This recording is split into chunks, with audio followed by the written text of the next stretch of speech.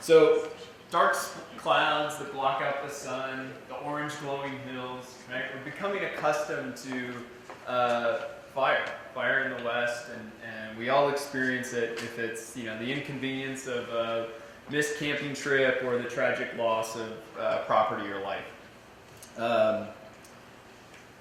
We spend $2.3 billion, well, the federal government spends $2.3 billion on fire management each year.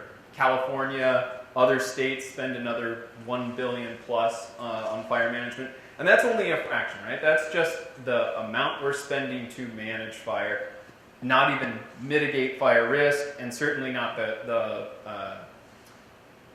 amount of lost value of homes and other impacts to society. So, yeah, okay, here goes the economist talking about dollars, right? But this large amount of money means that this is something we all care about, right? We really care about fire and the impacts that it has on society. So I want to talk a little bit about my research in that area. I really think about my research in the three phases of fire. So mitigation before a fire occurs, response while the fire is going on, how do we allocate resources, the actual response resources, and then the consequences. How do we measure the impacts of fire on society? I do work in all these areas, but I want to talk about response today. So we all know that fires are here, and we expect them to become more common. We expect to spend more money on them, and they're going to continue to impact society. Warming climate, driving more fire activity, historical fuels management. We have a huge accumulation of fuels, and then the growing wildland-urban interface. Okay, but not all fire is bad, right? There's some good fire. Most of our Western ecosystems are fire adapted, and fire is an important part of their function. But fire does impact our livelihoods and property. So there are things that we want, there are reasons we want to protect things from fire. Okay? We have pretty amazing resources to do that.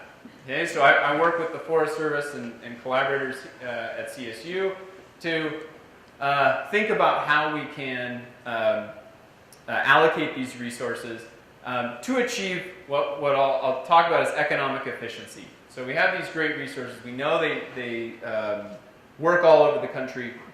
Economic efficiency is really how do we use those resources in their most productive activities. So how do we get them to achieve outcomes most productively?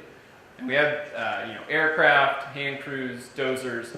So my questions are really around answering how do we make these or get the most out of our resources that we're using.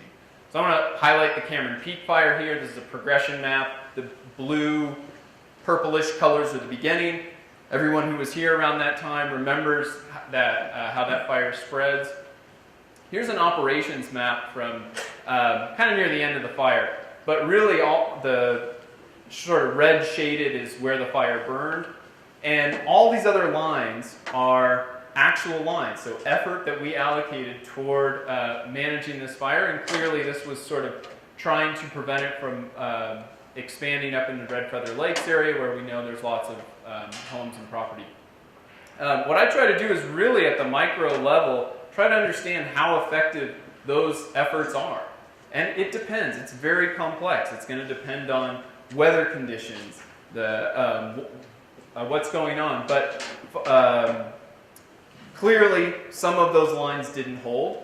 Some of them did, right on the edge of the fire, and then some of them never engaged fire. So we're in the early stages of trying to understand what these effectiveness looks like, and then from that, we can then get to efficiency. How then should we be allocating resources? If we put resources on one end of the fire and they're not very useful, then we're foregoing opportunities where they could have been used elsewhere. I'm going to step back, and I also study this larger scale of the problem. We move resources all over the country in response to fire activity, and proactively in many cases. This is the Dixie Fire last year in California. If we send hotshot crews from Colorado to California, they're not available here, right, to manage fire here. So you can't manage what you don't measure. And I pulled this from the internet. But it's true in fire. We are now starting to use technology to better understand how our resources are being used on fire. So the sort of matrix ones and zeros are, evidence of the drone technology, satellite technology. And again, this is all so that if we can better understand how effective our resources are in certain contexts, we can be more efficient at using them. That could reduce costs, but also improve safety outcomes, right? We don't want to put firefighters in situations that can result in tragedy. All right, thank you.